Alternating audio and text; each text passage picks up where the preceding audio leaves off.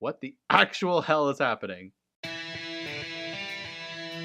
Welcome to Ranger Reviews, a web series where we look at episodes of the TV show Power Rangers and then discuss them. Today we're exploring the 137th episode of Mighty Morphin Power Rangers, as well as the 25th episode of Season 3 titled A Different Shade of Pink, Part 3. We begin this episode at the Command Center, where the Rangers, excluding Kim, are updating Zordon how Kat is being told to be handed over for Ninjor.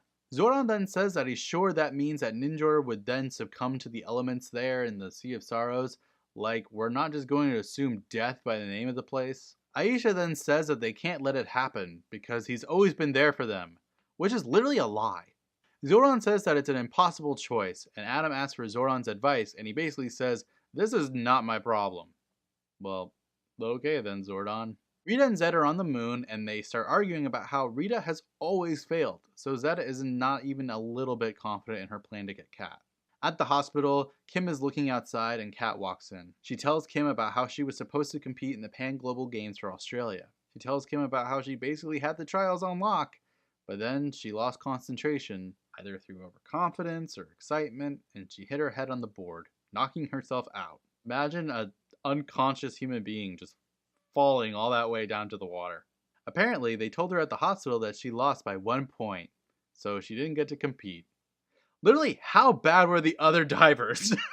Kim asks if she went again the next year, and Kat says no because she was too scared. Kim suggests that Kat thinks that she's afraid to get back on the balance beam, and essentially she's right. Kim also says that she's getting out of the hospital that day. At the youth center, Tommy and Rocky walk in, meeting up with Kat. They sit down, and Kat has decided that she's going to trade herself for Ninjor. Tommy and Rocky refuse, but Tommy has a plan.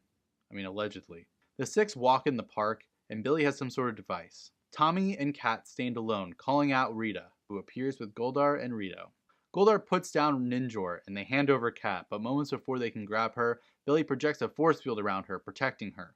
Tommy tosses Ninjor over to Rocky to find out that Ninjor wasn't in his jar at all, so this is all pointless. Then Tangas appear, of course. Ninja Ranger power now!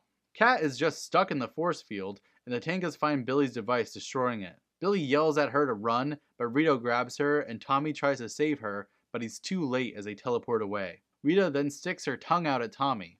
She says later, leaving. Billy blames himself that he should have been monitoring the device. On the moon, Rita gloats to Zed about how they now have both Kat and Ninjor, and she suggests that they bottle her up with Ninjor and they send her to the Sea of Sorrows too. Damn, Rita, you're on a murder streak. But apparently the sea isn't ready yet? What the hell does that mean? At the command center, Kim has joined the other Rangers and Alpha can't find Catherine. Meanwhile, we see that Babu and Squat are guarding Kat, who is trying to get the keys off of Squat. However, then, Rito comes in and trades shifts with them. Rito then complains that he has a crink in his neck, and Kat says that she knows a way to get rid of the pain, but he will have to come closer. Oh, I'm uncomfortable. Then Kat starts massaging Rito. On top of this, Rito is moaning. Then Rita says that she's going to go get Kat, and Kat sees a box, and she asks Rito what's in it, and turns out it's the pink power coin. Then Rito falls asleep with the keys in his hand, and Kat grabs them, letting herself out. She rushes over to the box, grabbing the pink power coin. Rita then walks in, and obviously she's kind of pissed because Kat is out and about. In the command center, Alpha says that the pink power coin is in hands of good again, and Alpha is going to try to teleport her down. Then Catherine and Rita chase each other around a tiny little table for what feels like 3 years before Rita calls down Tangas. But whatever, Catherine is teleported away. In the command center, Kat arrives and she's just glad to be alive.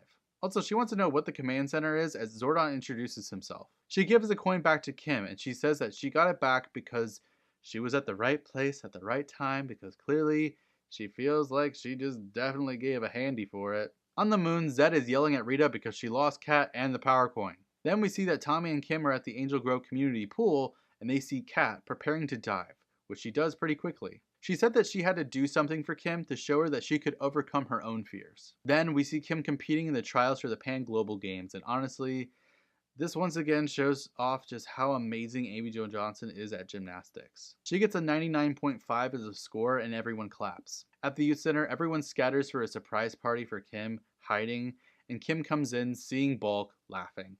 They then all come out screaming surprise, hugging her. Coach Schmidt also has an announcement. He says that Kim is an awesome athlete, and he wants Kim to move to his facility in Florida to compete in the games. At the command center, Zordon tells Kim that she should take this opportunity, and Kim says, "No, I'm not going to." Because according to her, when she became a ranger, she made a promise to stand by her comrades. Tommy reminds her that she also promised to be true to herself, and Zordon agrees. He then says that when she returns, she could be an even more effective Power Ranger. Like, she has to come back for another deployment.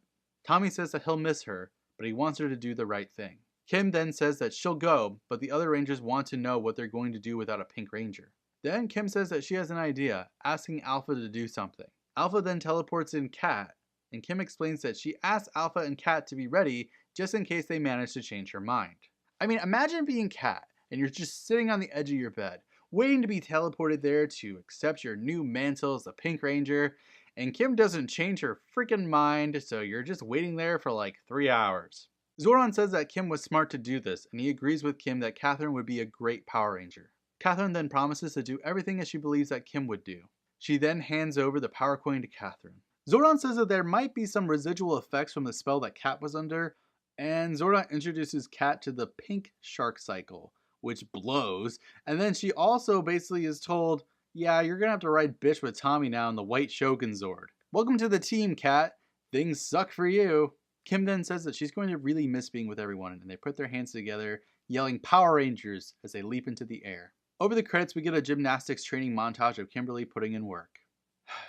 This episode hurts, but not because it's bad by any means, but because yet another one of the original 5 Rangers is gone, and honestly, the best one. I feel like I could go on about this forever. Kimberly's been around since the very beginning as the Pink Ranger. When we're first introduced to her, she's a vapid valley girl who just loves shopping. She actually wanted nothing to do with Zordon or this whole superhero thing. Fast forward 138 episodes later, and Kimberly now says that she cannot go live her dream as a gymnastics because she made a promise to be a Power Ranger. That's beautiful character growth over time that happens so slowly, you almost forget who Kim was in the first season by this point. It should be said that Amy Jo Johnson left the show willingly, wanting to pursue other projects and most likely stop herself from getting typecast as a Pink Ranger, which kind of happened and kind of didn't. She's gone on to have a reasonably successful acting career in shows like Felicity and Flashpoint, and now she focuses more behind the camera. Such a shame to see the absolute best actress on this show leave, but to be honest, these episodes really showed that they cast Catherine Sutherland perfectly for the role of Kat. She's a bit of a blank slate right now as a character, but honestly, she's perfectly different from Kim, so that she'll be able to become her own character later on. So, that's it. Now only Billy remains as a Ranger from the very start, and honestly, it's weird. But how will Kat take on her new Ranger duties? Find out next time, but until then, may the power protect you.